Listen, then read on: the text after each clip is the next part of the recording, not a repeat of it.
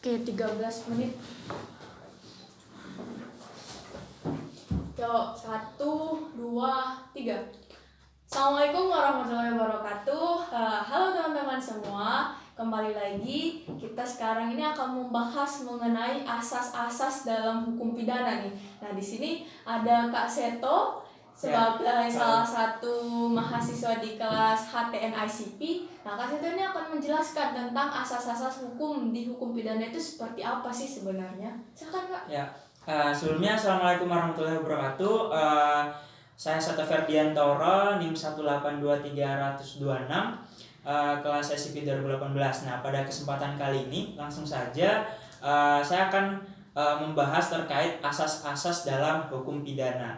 Nah, asas-asas dalam hukum pidana itu secara garis besar atau secara umum dapat kita bagi atau dapat kita kelompokkan menjadi dua nih. Yang pertama adalah asas hukum pidana berdasarkan waktu, dan yang kedua adalah berdasarkan tempat. Nah, berdasarkan waktu ini kita bagi lagi nih, ada tiga lagi. Yang pertama adalah asas legalitas, asas non retroaktif, dan asas kulpabilitas. Nah, apa itu asas legalitas? Mungkin teman-teman sekalian pernah mendengar asas yang berbunyi nullum delictum nulla pone sine privilegi ponali. Nah, jadi tidak dapat suatu perbuatan atau tindak pidana itu dapat dihukum tanpa adanya peraturan atau peraturan perundang-undangan yang berlaku sebelumnya. Nah, asas legalitas itu sendiri sesuai yang saya jelaskan tadi berkaitan dengan seseorang itu tidak dapat dikenakan suatu sanksi pidana selama tindak kejahatan yang dilakukan itu tidak terdapat di dalam KUHP atau Kitab Undang-Undang Hukum Pidana, sebagaimana dijelaskan di dalam pasal 1 ayat 1 yang berbunyi tidak ada perbuatan apapun yang dapat dipidana kecuali atas kekuatan aturan pidana perundang-undangan yang sudah dicantumkan.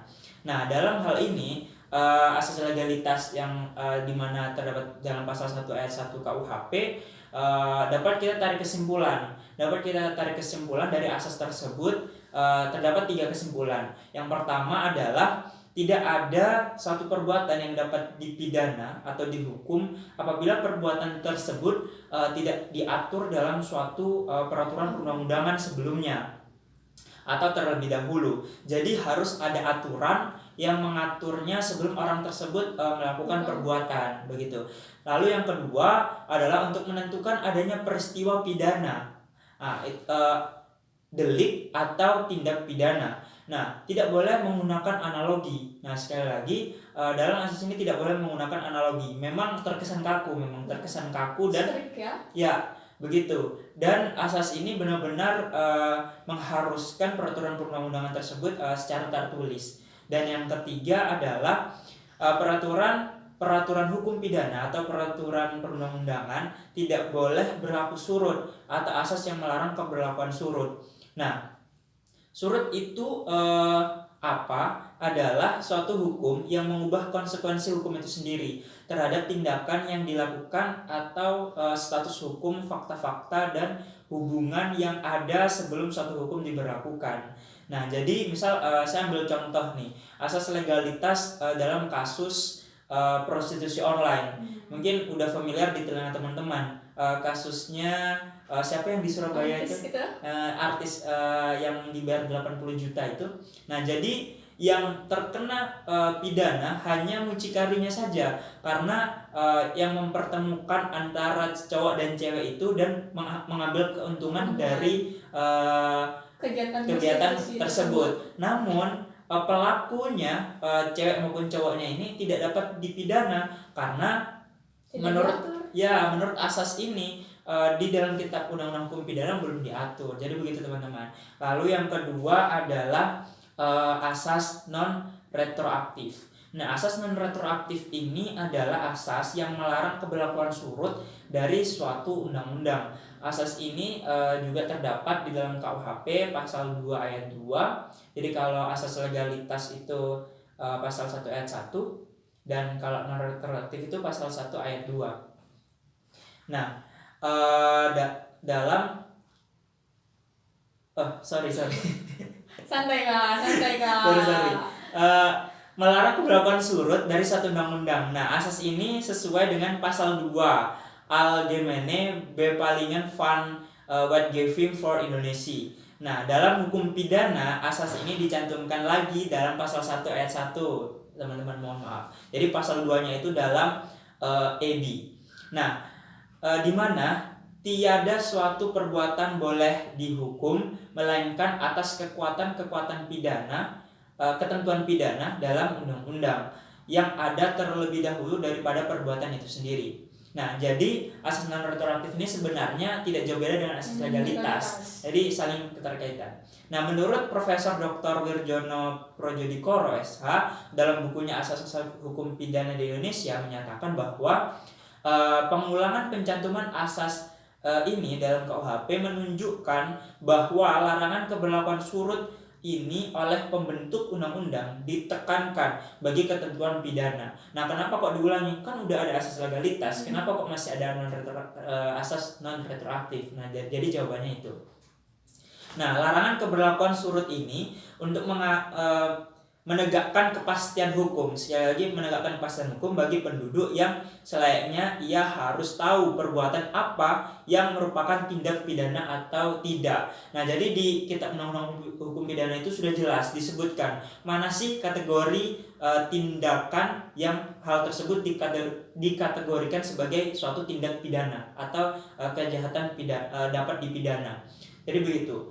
Nah, jadi original intent pasal ini yang dibentuk oleh pembentuk undang-undang, jadi lebih menegakkan sekali lagi mungkin sesuai dengan pasal 1 ayat 3 Undang-Undang Dasar 1945 bahwasanya Indonesia adalah negara hukum. Nah, jadi benar-benar mengedepankan kepastian hukum. Jadi begitu.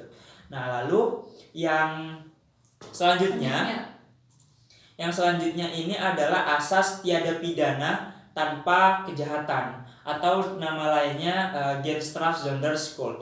Nah, asas ini itu mempunyai makna yang sama dengan makna asas legalitas lagi. Jadi semua kembali ke asas legalitas sebenarnya ya. Jadi sebenarnya itu asas yang sering dibahas di beberapa literatur atau di beberapa referensi buku-buku itu malah dia tuh fokus kepada asas legalitas. Ya, asas legalitas. Sehingga asas ini, asas tiada hukuman tanpa kesalahan itu dibekukan ke dalam satu asas yang fundamental, yaitu menjadi asas legalitas. Jadi di asas ini dibekukan dan dijadikan satu menjadi asas legalitas. Nah, asas tiada pidana tanpa kesalahan atau asas kesalahan mengandung pengertian bahwa seseorang yang telah melakukan perbuatan yang bertentangan dengan peraturan hukum pidana yang berlaku tidak dapat dipidana oleh karena ketiadaan kesalahan dalam perbuatannya tersebut. Nah, asas ini termanifestasikan dalam pasal 6 ayat 2 Undang-Undang Nomor 48 Tahun 2009 tentang kekuasaan kehakiman yang menentukan bahwa tidak seorang pun dapat dijatuhi pidana kecuali apabila pengadilan karena alat pembuktian yang sah menurut undang-undang mendapat keyakinan bahwa seorang yang dianggap dapat bertanggung jawab telah bersalah atas perbuatan yang didakwakan atas dirinya. Jadi lagi-lagi asas dari tiada hukuman tanpa kesalahan dan retroaktif lagi-lagi kembali ke atas legalitas itu sendiri. Nah, lalu yang terakhir ini ada asas nebis in idem. Nah, sebelumnya ada tahu nggak asas nebis in idem itu apa? Oh, nggak tahu nih, makanya harus dijelaskan nih sama pemateri. Ya, asas nebis in idem itu gampang ya, asas hukum yang melarang terdakwa diadili lebih dari satu kali atas satu perbuatan kalau sudah ada keputusan yang menghukum atau membebaskannya. Nah, asas nebis in idem ini berlaku secara umum untuk semua ranah hukum.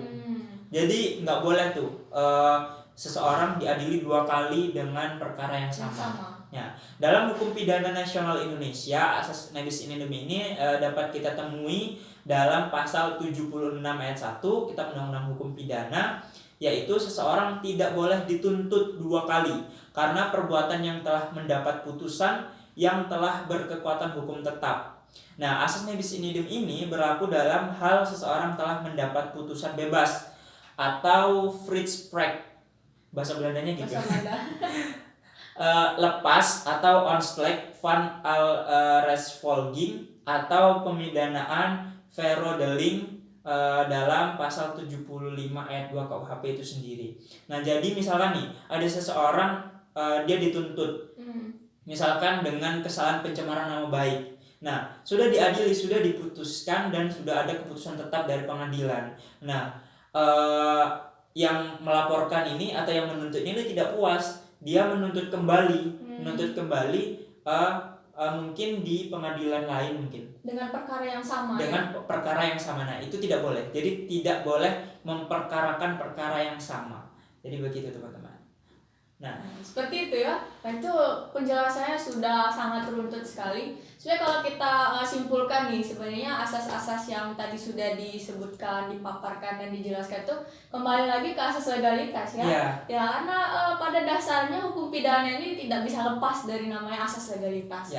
Itu ya, penjelasannya sangat luar biasa sekali. Terima kasih Kak Seto sudah menjelaskan kepada semua. Nah, tadi kan saya bilang tuh ada dua menurut waktu dan tempat. Nah, dalam pemaparan kali ini mungkin saya hanya fokus ke dalam asas-asas yang saya jelaskan tadi. Namun mungkin bisa saya sebutkan secara ringkas terkait asas hukum pidana berdasarkan tempat nih. Nah, asas berdasarkan hukum pidana berdasarkan tempat ini ada 4. Yang pertama berdasarkan teritorial, nasional aktif, nasional pasif, dan asas universal.